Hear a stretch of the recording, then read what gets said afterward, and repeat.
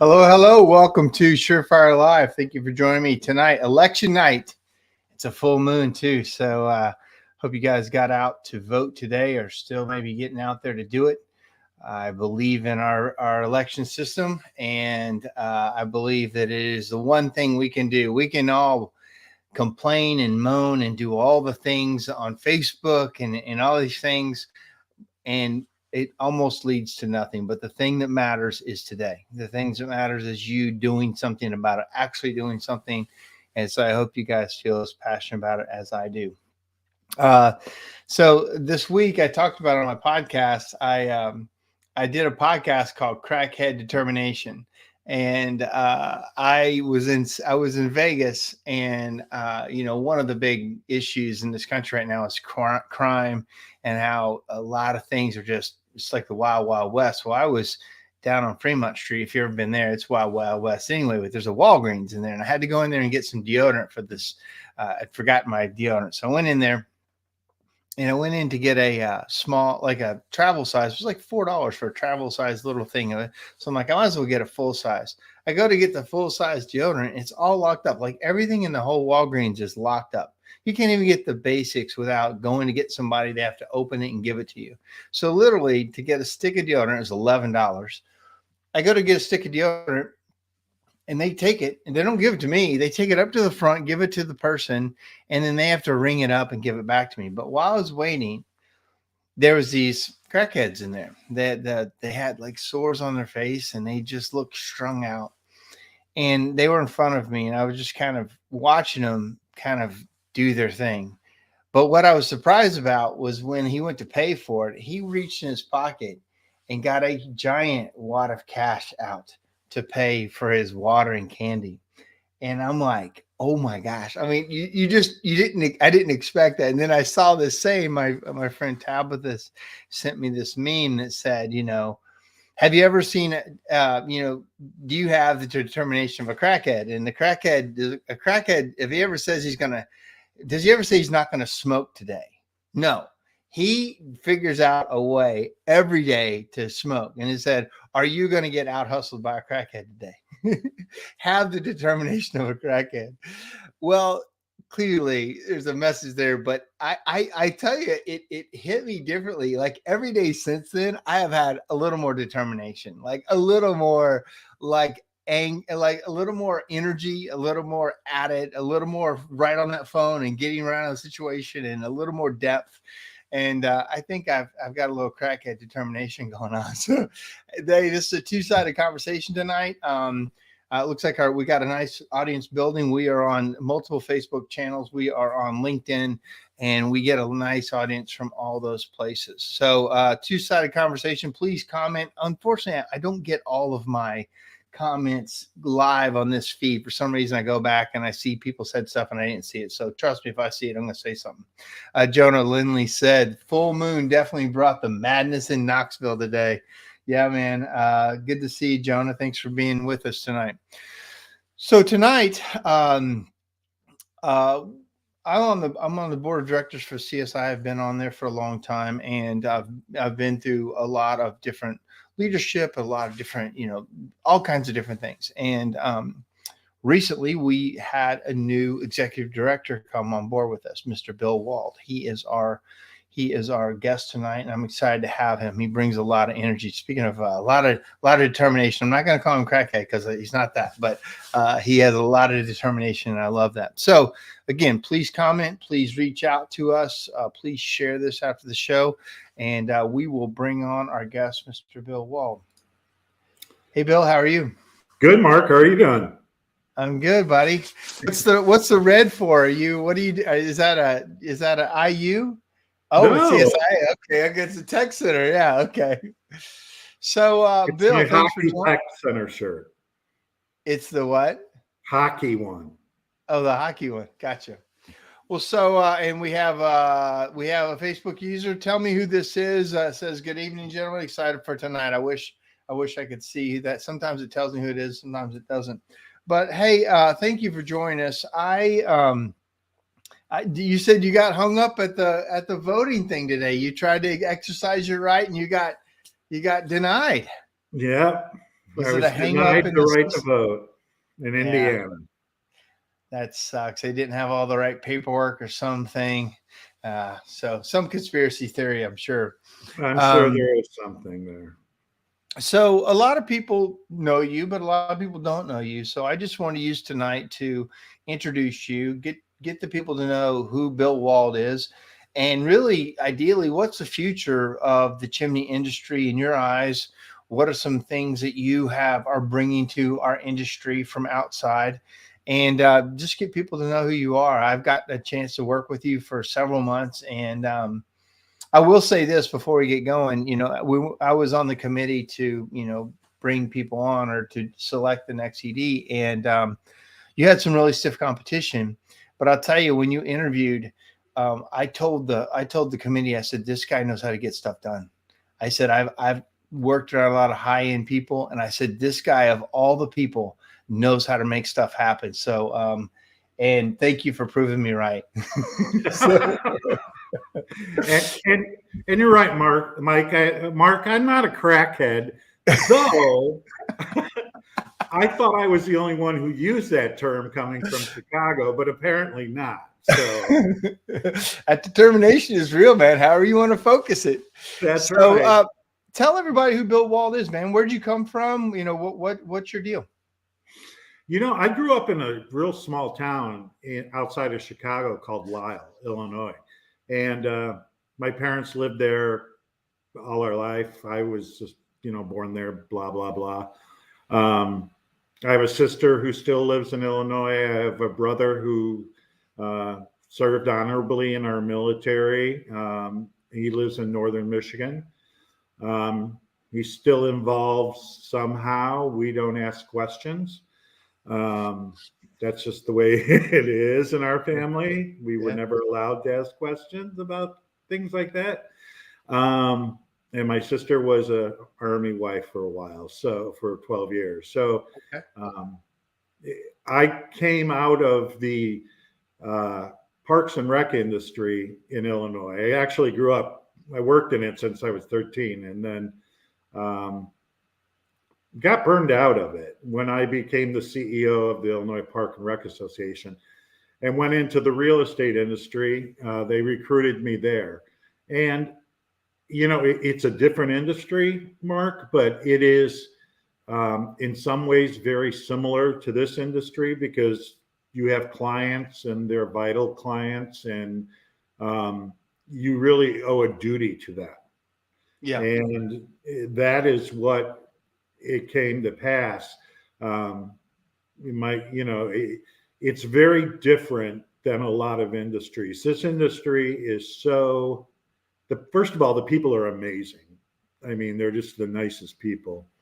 But the other part of it is I don't know if everybody realizes how important they are to a family's life. Right. You're literally setting a fire in your home, and it's because of the sweeps and the dryer vent technicians that they're protecting their home so that they have a good holiday season and just a good life in general. It is such a wonderful group of people. It's amazing to me. And I'm fascinated by it because it was out of my comfort zone. And I've learned tons just by listening. And anybody who is on this, this Facebook cast, if you just listen, you'll learn a lot about this industry. Even in the interview process, when you ask us questions, when you were trying to figure us out, you already had kind of solutions that to me was like, this guy has done this before. He knows. He immediately you ask good questions about what we needed, but you had solutions even in the interview, which is probably sometimes dangerous. You don't quite know what you don't know. And so, but you're telling us how you think you would move through it. So tell me, like, what was your role before CSIA that kind of gave you some of that after the parks part, but What did you do to give you that kind of insight to run an organization like ours? Mark, I think what it is I had good mentors. And I had two ladies who were executive directors of two associations that I worked for, um, who made me work outside my comfort zone and who gave me, I started in one job and they kept throwing more things on me, saying, well, you can handle this. You can handle this. And at the time, you don't realize it. You're kind of defiant at some points. But then later on, you realized all that you have learned and how it made you stronger. So, my advice to people is when your boss throws you those things, those curveballs, and says that you can do this, believe them. Because they're not giving you those things for any reason. They're entrusting you in it. And I think the fortunate thing is I walked into some organizations where, the first 3 months I was handled a lawsuit, at the door. I have seen people, steal money. But I've seen the good parts about it too, where we took strategic plans that were laying on a shelf somewhere and actually implemented them. Right. And went forward with them. We needed to change them because they were old, but instead of putting a strategic plan on the shelf and just doing something else and trying to do the day-to-day, we took it, incorporated it into our work plans, our day-to-day operations, and we were finding success across the board. Well, so in case people don't know, tell people what an executive director is. They may not realize actually what that title is and what you do for organizations. Most people know the president, they know maybe the board. They don't really realize the role of the executive director. So for a quick, layman's terms, what is an executive director for an organization like ours? Basically, the executive director is the chief executive officer. And what they do is they oversee the entire operation, are responsible for the entire operation, and everything that goes on from certification to education to the operation of our building, to every student that walks on in that office or takes a test online or a class, everything falls on that executive's shoulders. The key role is that they implement the strategic plan for the board. Right. And take that plan and put it into action. Right. Anybody can set a plan aside, but it is to ensure the board is protected, ensure the board is informed of all legal matters, and to implement the board's strategic plan. And I think the most important thing is you don't tell the board what to do, you recommend to them what to do. Correct. That's what a good executive does. Yeah. Yeah. And you're very good at that. It's easy for the board to go in a lot of different ways.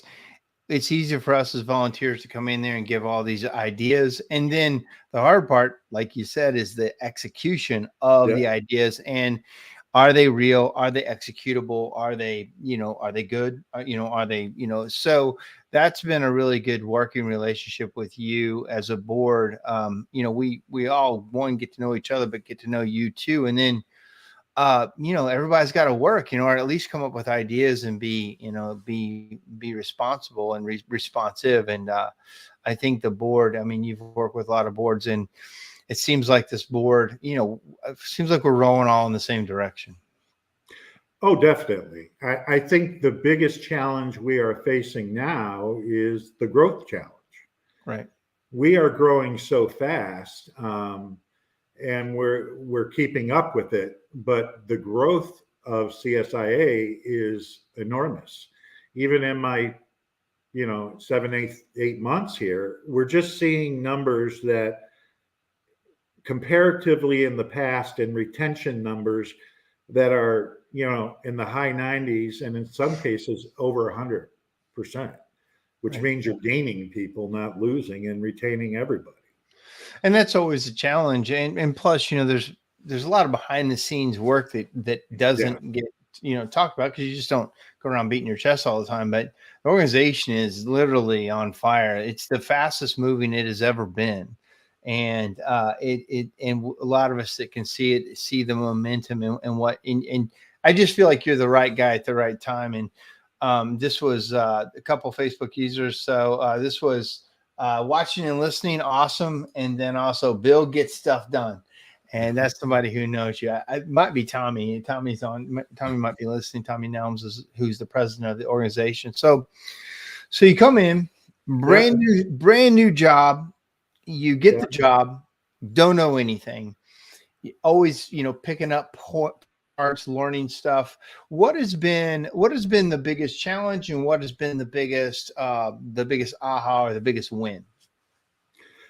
I think the biggest challenge was actually, I'm a book guy, and this is a very hands-on industry. And Right.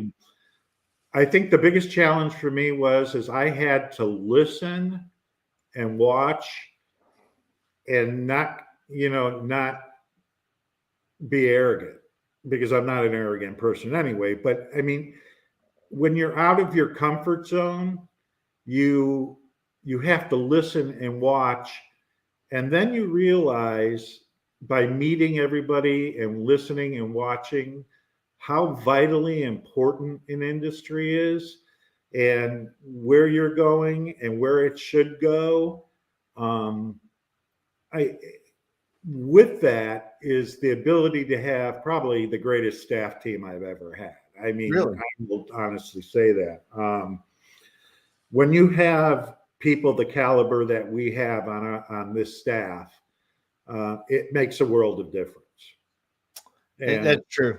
Every leader knows you're only as good as the people around you. you're And absolutely right. yeah, you absolutely have to have the people. And sometimes you're the one getting the credit, but those of us that know, it takes them. They're just not out front. And also, not everyone wants to be out front. They like to be that team player. And you've got a lot of people like that. They're not out there trying to be out in front of things, but they like supporting what they believe in. And here we got a few. Carissa is on, and she says, I can agree with how much we've grown this last year. It's been amazing. And Carissa's grown. Your whole staff has. They all have really stepped up.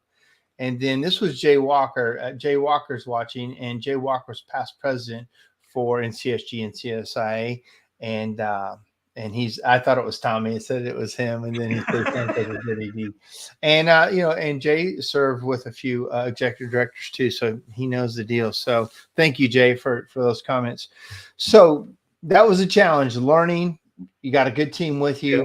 What's been the biggest win, the biggest aha, or the biggest thing? Say, man, that really worked. There's so many of them that it's hard to pick one, but I think what it is when we had to add a class in October, an academy that was never done in October before, but we filled it. And well, we always believed that was too late in the season. People were too busy. Right. So why do a class? And I said, well, why shouldn't we do a class? If we're desperate to get people on board, we need to get them trained for the sweep industry. We need to get them trained for the companies. And if this is their last chance before they are running out there in their busy season, we have to provide the service. That's our job. I mean, we don't speculate, we initiate. And that was an excellent call. That was a great call. And clearly we've had more classes than ever. So for people who don't know, tell people what the Academy is. The Academy is a 5-day wonderful program where you get to learn about being a certified chimney sweep. And they take you through the textbooks. They take you hands-on. And that's what is so great about CSIA is that this is all hands-on. We have all this stuff at our new center. And so you get to physically do it, and then you take your exam at the very end. So you have the advantage to be around the instructors and professionals for that whole time. Plus, you get to interact with the staff, which a lot of people don't get to in most organizations. But you learn at the end, if you really care, you study, if you read your manuals, if you really put the effort into listening and learning to what these three instructors are telling you, you're going to pass and do a good job and go out there and be a success in the industry if you want to. That's the key. It's the fastest way to get somebody ready to be a chimney sweep. It really is. Of course, they're not going to know everything in a week. And, Pilger's on here. He's the one who says you get stuff done. And Pilger knows how, like over in Europe, in Germany, they have years of training. Well, that's not how America's set up. But I'll tell you, that 1 week class with that intense, super intense training, with the level of instructors that you have that teach that and that do that, and the passion that they have, there really is not a better starting point for anybody in this industry. It really, they come out of there they're blown away, they're tired, but man, they are so much more knowledgeable. Well, and to see the joy on their face when they find out right then and there that they've passed, and they're getting their gear and their stuff, and they're calling family and calling their bosses. And I mean, you can't replicate that in a different atmosphere. I mean, you can to an extent, but it's exciting to see. It is. A lot of times in life, as we get to be adults, sometimes there's not that many awards. There's not that many certifications. There's not that many hard things to do and get over and be awarded something. And I think in this case, the difficulty of it and the prestige of it is what makes it so special. And now, and I say this all the time, you become an expert in something, and it can kind of become your superpower. You're an expert in something that very few people are. You can save people, literally. You can help people. You can educate them. And there's this group of people enjoy that immensely. And if you don't, you're in the wrong business. But the majority of the people absolutely like helping people and having knowledge that is rare. Well, and I think the other part of it is there seems to be a lot of owners out there who are good coaches. Mm-hmm. And who are motivating these people to do this. You hear them calling back to some of their, their bosses and telling them how they're doing. And I think that part of coaching people when they come out of getting their certification and they come back to your business, and then you still have to keep educating them. I mean, it doesn't stop after that week. Yeah, and that's where a lot of people fall off. Like, they do the thing and they're done. Education should be ongoing, should be weekly, monthly, yearly. And that's why continuing education credits are so important, keeping that up, staying up with things. And we all believe that. And to me, that's why our industry is growing so fast, because we believe in education and we believe in sharing. I think if we were closed off, and we don't grow as fast, so we share a lot, and we believe in education, believe in helping each other, keeping open minds, keep looking for new things. Because I work in some other industries too, and they're not like this. I just recently did a podcast in the powder coating industry, and I was talking on the powder coating thing, and I would just use some of our concepts, some of the things we say all the time. And the lady's like, wow, our industry needs to hear that. We need to help each other. We need to get, like, it was so, it's unique to us, I feel, in many ways. Have you seen anything like this in the businesses you've worked in? In some of them, yes, they have that same kind of mentality, that same kind of morale, that they come together and do it. This industry is very different, though, because it's a very I will help you industry, even if you're my competitor. Mm-hmm. If something goes wrong, if somebody, it's so interesting because God forbid somebody's, building would catch fire or somebody got hurt. You see other sweeps who are even their competitors coming and standing behind them and helping them. Yeah. It's almost like farmers or ranchers, where Mm. if something happens to another farmer or to another rancher, they come together, even though they're competitive, they That's will come interesting. together. Yeah, that's a great analogy. A couple comments here. Andrew Davenport, I think, it says, I bet if you took a poll amongst sweeps for November and December, the session may fill as well. He might be right. I think he may be right, because what we're finding out is we have a record number of people taking online, and again, people need to fill vacancies and fill spots, and the industry is growing, and that's a little bit of our fault, because we are going out and pushing out towards the public now, the consumer. And the consumer is much more aware, I think, in a lot of ways, through items like this, Mark, and through the other things we're doing, that the demand is growing. Yeah. So I think that's something we're going to have to look at in the future, for sure. I mean, we know January is going to come to be a time that's going to be just packed. Yeah, I think, again, that school it's one of the very unique things that the CSI has, and it's growing, becoming more popular. People realize the need for it. And then so thank you, Andrew. And Andrew's also a master sweep. And I think I'm going to we'll talk about the different programs the CSI has in a minute. Another comment was, it's a great program at the Tech Center. And then I think it was when I was saying how valuable it is. And they said, yes, Mark Stoner. And then also it builds confidence, and owners need to take it from there. Yeah, you're right. It builds them confidence. Now, I've had this happen before too. I've sent technicians there, and they come back and they're like, hey, we don't do it this way. Hey, I learned this. Hey, and so it'll challenge me too. And sometimes I have to say, yes, you're right. We need to do better at that. And like, hey, I was taught this from Joe over here, and they said to do this. And we sometimes have to take that and bring it in and work with it and get better with it. Another comment is, we learned that from Mark, and probably through Jim, reach back and help the next. Yeah. Probably Jim Brewer. So we're talking about, it has cascaded to the rest of the industry. It's compelled the whole thing. Yes, completely.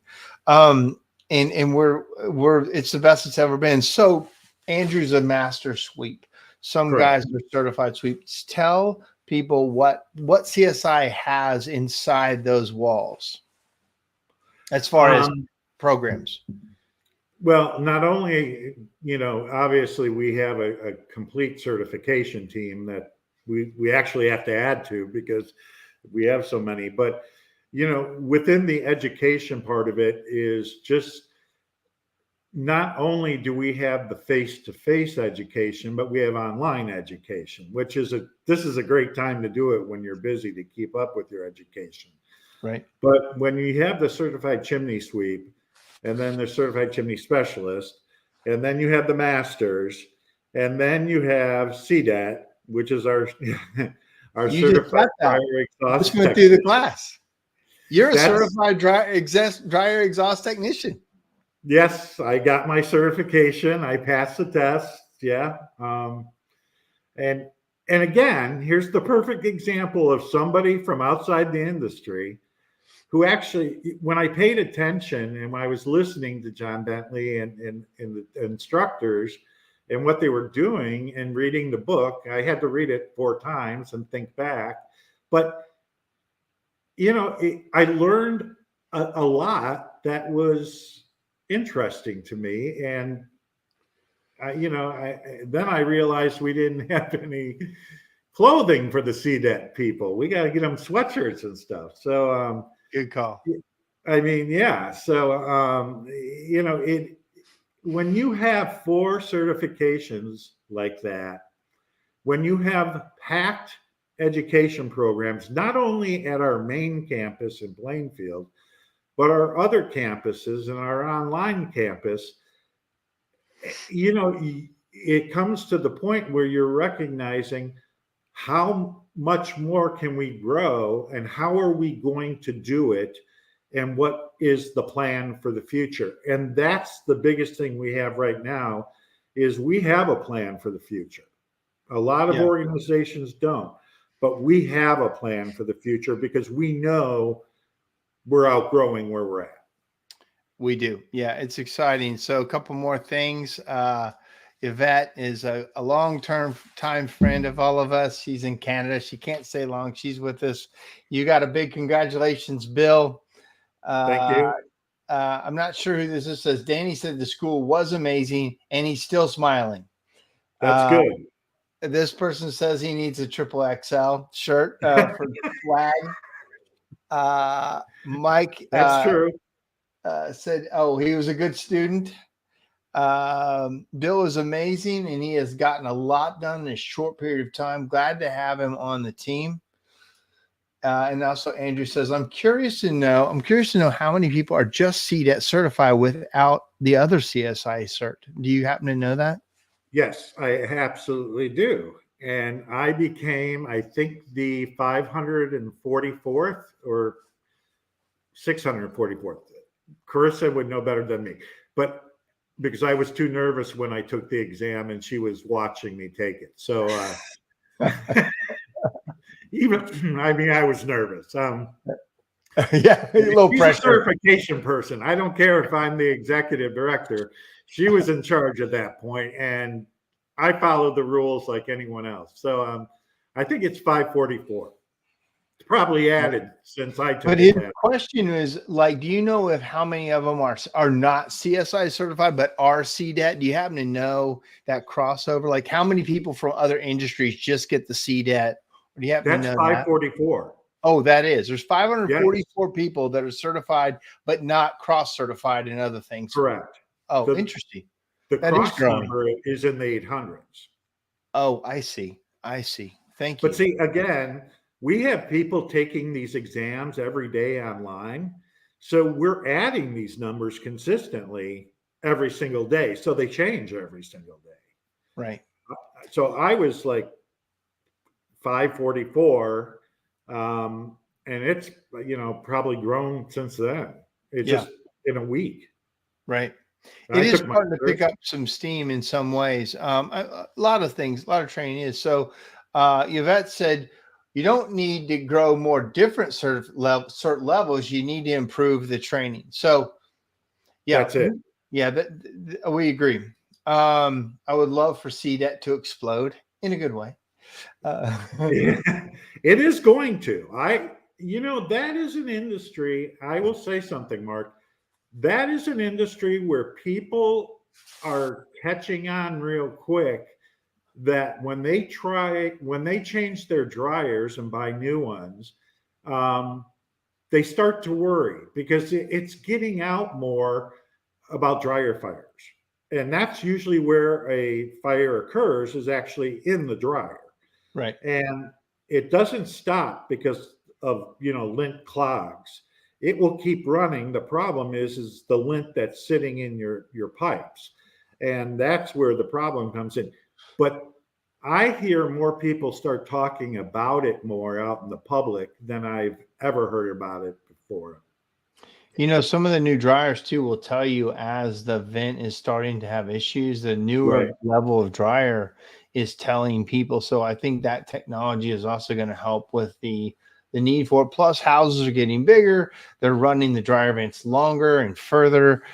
Construction people are probably not as good. I mean, there's just some hacks out there making a lot of work for us that fix stuff. So, we got a lot of comments coming in. Bill, you're a hit tonight, I got to tell you. So, it said, let's see. Yvette says, I'm not sure what this meant, and help in the endeavor. It was part of probably another thing. I believe the number is correct. So that might have been Carissa. There are so many different scenarios in each discipline as far as the different things. And I want to go into those in a minute. Penny says more and more people are looking to add CDET. I ship out a lot of CDET manuals.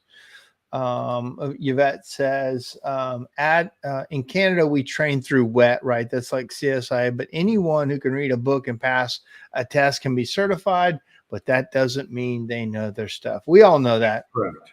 I mean, that's part of the reason that, they came up with the specialist and the master. Like, so because we knew that a lot of people could pass the CSIA test, it is probably one of the harder tests out there, but it doesn't mean you know your stuff. So we wanted to have some steps of the growth, and we might have got a little bit backwards where we went for the certified, then we went master, and we backed into the specialist. But tell people about those different disciplines and what it takes to get each one, if you know off the top of your head.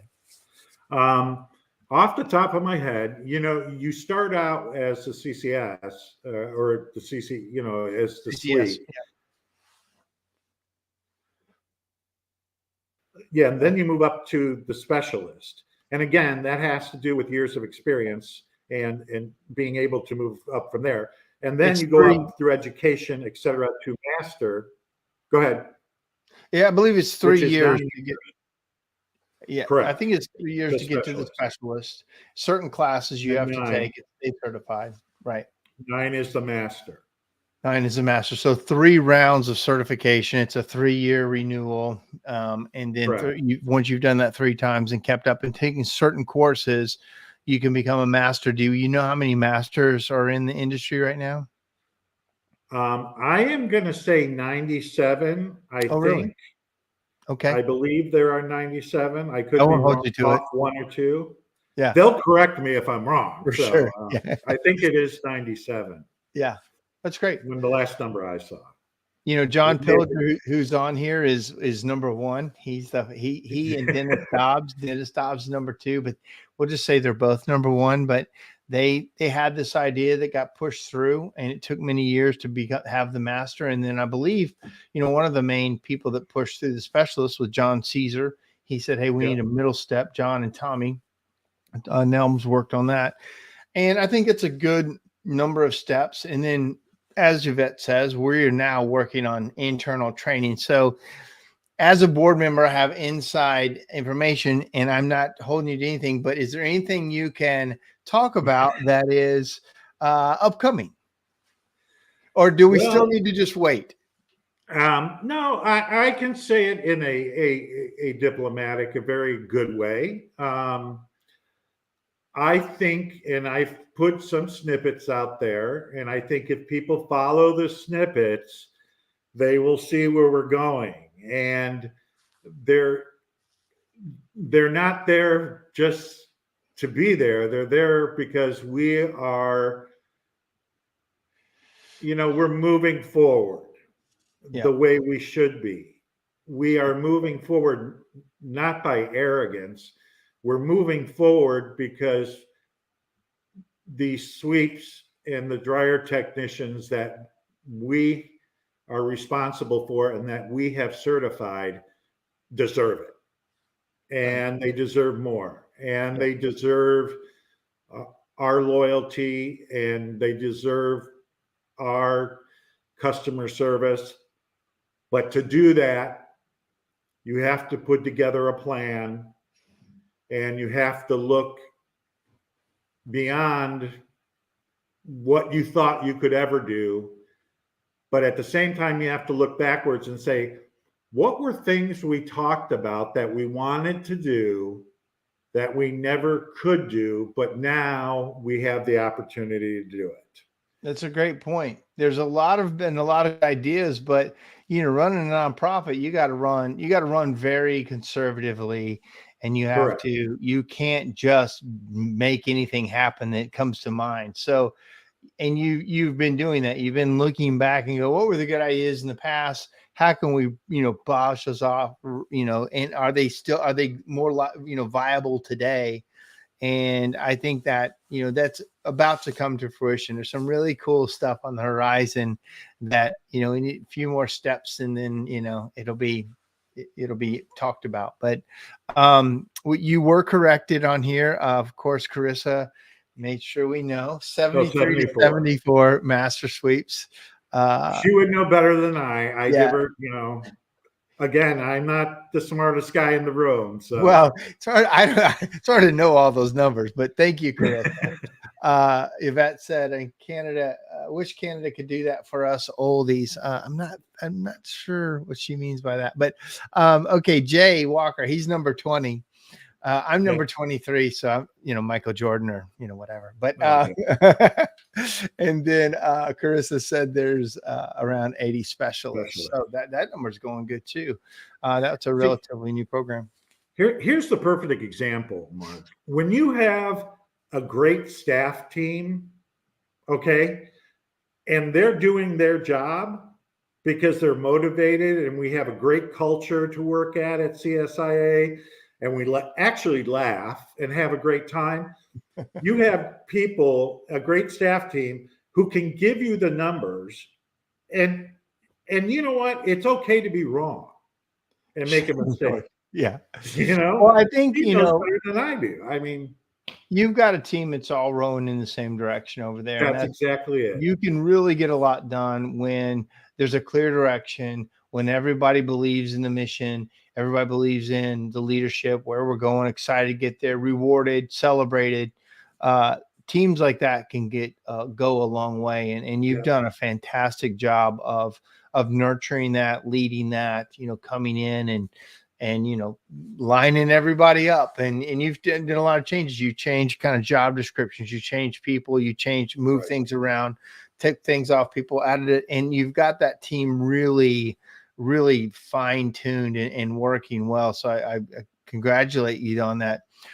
On the people listening, we've got probably about 15, 16 more minutes. What else is in the future for CSIA or for our industry that you can see? I think there's a few things. I think first of all is that CSIA is and I want to go a little technical here a little bit. We are a 501c3. And one of the things that surprised me the most is that over the years, we didn't go for all the grants that are out there. Oh, right. That are available to a 501c3 because you're a charity and not-for-profit charity. Right. And we never went for those things. And with our plans for the future, we have an opportunity to go out there and show politicians. And yes, by the way, CSIA can do public policy. It is allowed. We just I know that was always a thing that we were told we couldn't. And when you came in, you helped us understand that we actually could. We could not totally lobby. It can't be a big part of what we do, but we can lobby on the benefit of our stakeholders and our. That is correct. Yeah. And we can't support candidates. I mean, we can't give money to a candidate in any state or a federal or state candidate. But we are allowed to explore public policy. So when there are issues out there and when there are things going on, CSIA needs to start getting more involved in that. Now, through the grant process, which I want to go back to because that's vital. One of the things we're going to do is we are going to set CSIA up as a charity under Amazon and their charities. Yeah, the Amazon Smile program. That's exactly it. And the Smile program has accepted us. Oh, really? Yes. And we're in the midst of reorganizing all our financial things and getting them and not in order, but we're switching software programs. And anybody knows when you do that, it's a little bit of a nightmare. Yeah. So we're in the midst of changing all our software programs. So what's going to happen is once we have our plans and our layouts and everything we need in place, we're going to go after these grants with the documents, with the layouts, with the information that we have, with our largest certification that's out there in the country, the most members, almost 3,000. And we're going to sell all this and get these grants in here. It's just, if you know how to write a grant well, if you know how to work with it, this is a way to bring funds in so that we can do this expansion in the future. Yeah. And you know how to do that, and that was very interesting. You when you came to us, you're like, I know how to get this done too. So and so now you're in, and you have definitely got a lot of work done, Yep. and there's a lot of work in front of you, and you're excited about it. Tommy, president of CSI, said this. Tommy Nelms here. The stakeholders of CSI deserve big things! Exclamation point. Okay. We are working towards making big things happen for all CSI stakeholders. They are big. Yeah, and Tommy is a great leader. Tommy is absolutely the right guy too. You guys as a team are very exciting to watch. You guys work so well, a lot of passion and a lot of movement in there, and it's neat to watch you guys work. So talk about Tommy for a minute. I mean, Tommy's the president. You've worked with a lot of presidents. You can take some dirt about him. He's watching, but what's it like? No. What's it like working with Tommy? First, I'll leave the dirt up to John Caesar. Okay. Yeah, right. Exactly. Him and Tommy can go back and forth. They're so funny together. Yeah. They are. It's comical. I mean, it's a riot. You got to remember something. The first time I met you guys in person was actually in August. Right. Because when we did the interview process, I actually met Tommy during the interview process, but the rest of you were on Zoom, and right. We were just coming out of COVID, still that nonsense in the beginning of the year, right, that we had to be careful about. And the one thing that I have to say about this entire board, and I hope members are listening, because I've had the privilege of working for a lot of boards, okay, from 7 people to 39 people. Mm-hmm. And I will say that CSIA, their certified sweeps professionals, should be 150% confident in their board of directors, because I have never worked with a board that is so focused, that is so supportive, that just realizes how important their industry is. And I'll be very honest with you, the love they have for this industry, and it's not about themselves. Yeah. I have worked for boards that it was about themselves. How am I going to advance myself? Where am I going to get on the national level? Can I become this and that and blah, blah, blah. It wasn't about the industry. It wasn't about the members or the things like that. It was about themselves. Mm-hmm. This board isn't that way.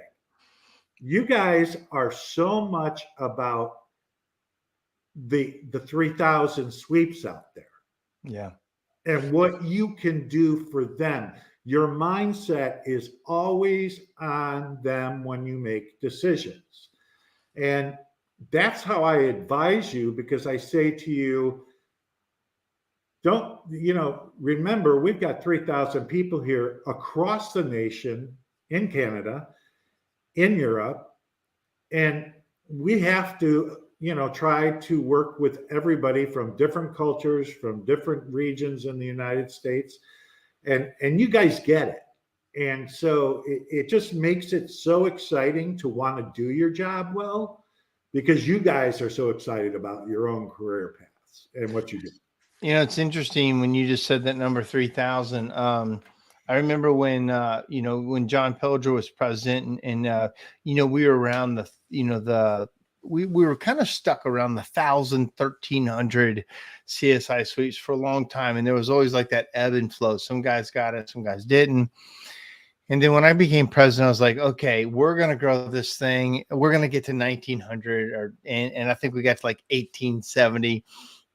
And then there's been several presidents, but it just does keep growing. The industry keeps growing. And to hear you say 3,000 from when we were fighting to get 1,900, and this is a small industry, that's some big movement. And that's exciting. And because the bigger we get, the better it is for everybody. We have more recognition. There's more resources. There's more, there's more stuff comes into our industry. People pay attention to us. We have more technology, more sophistication.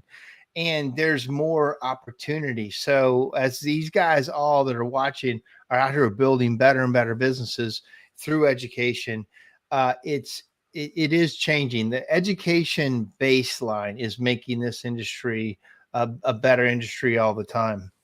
And there was so what else? What else we got? We got probably 10 more minutes. Anything else you Okay. want the people to know about Bill Wald? Well, nothing. I didn't get to vote today. Okay.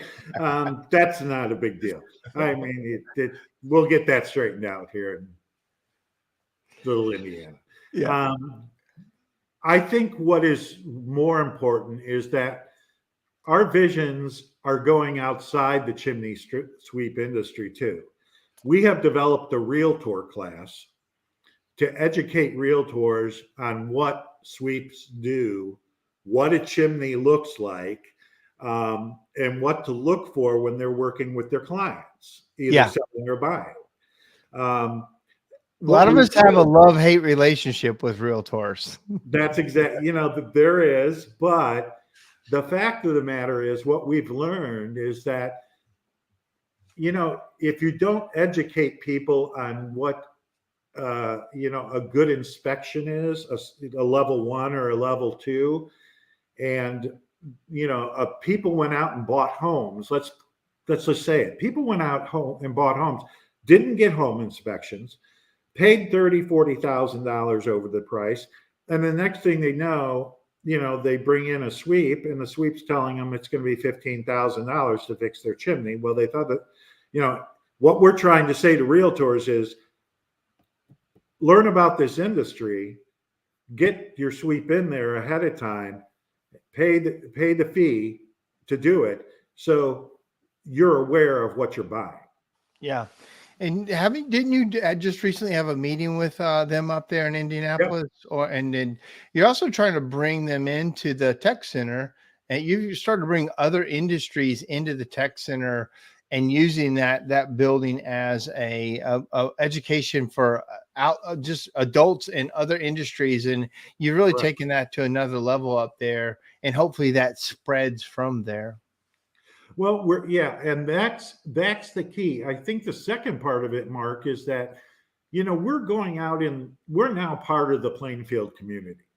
Mm-hmm. And we were this little hidden building for 21 years back in the corner that the police could never see from the road. And then they realized we were there when smoke started pouring out at one point. And, they don't rush over anymore. But, the fact of the matter is, now that we have taken us out of our little world of chimney sweeps and brought it to being part of the community, what we're finding is the reaction to the industry is spectacular. Yeah. The public is so amazed by it. I mean, we sponsored a swim meet. Well, actually, we're sponsoring the whole swim team, the Plainfield Aquatics Swim Club. And they had an invitational this past Saturday, and I went to it. And we gave them 100 postcards with information on how to contact a sweep or see that person. They went through. I had to go back to the office and get more. Yeah.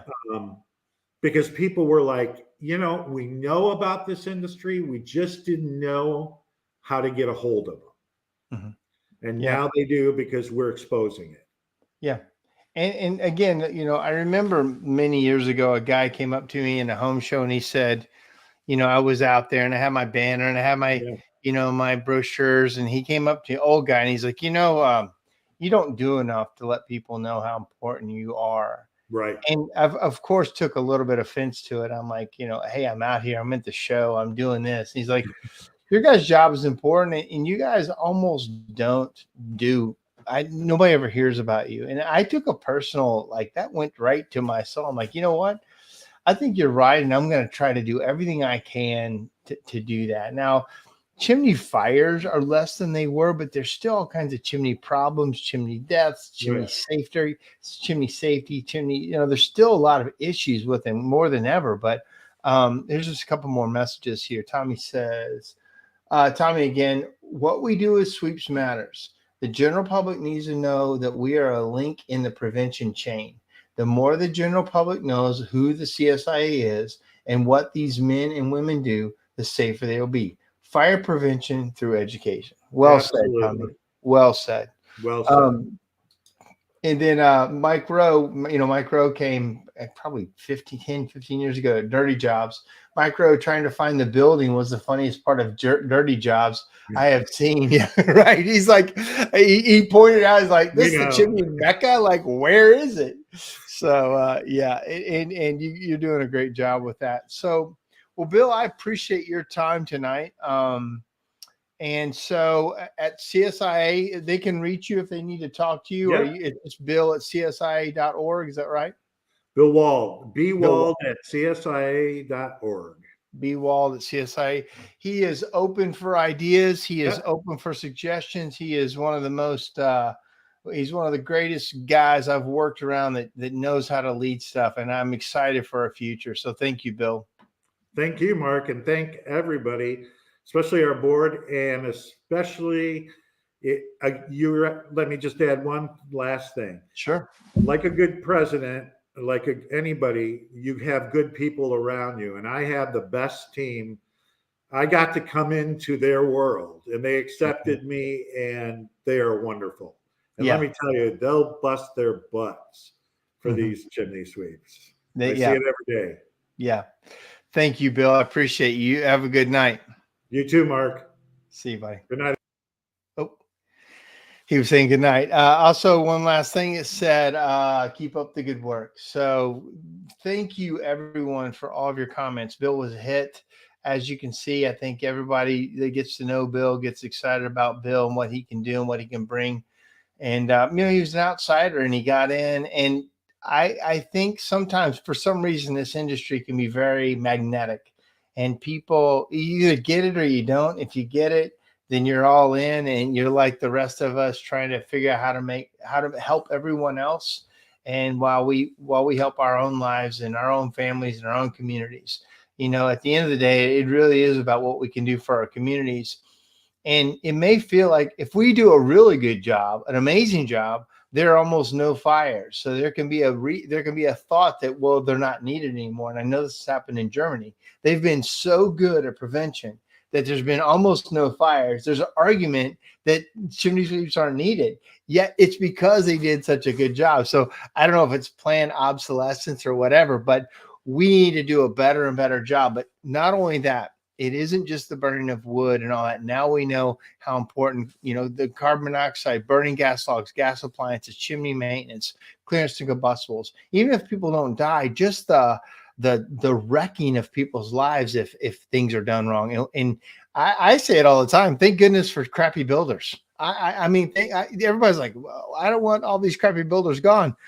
I mean, yes, on the one side, you don't want to have people in a dangerous situation, but on the side for us, the more education we get, the better we get at running businesses. It's a gold mine, and I think this industry is primed for that. If we just keep our heads down, keep learning, keep helping each other, we can't lose.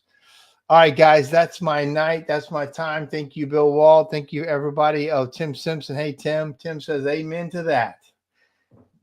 Perfect way to end it, Tim. All right, guys, you have a good night. We'll talk to you next week. See you.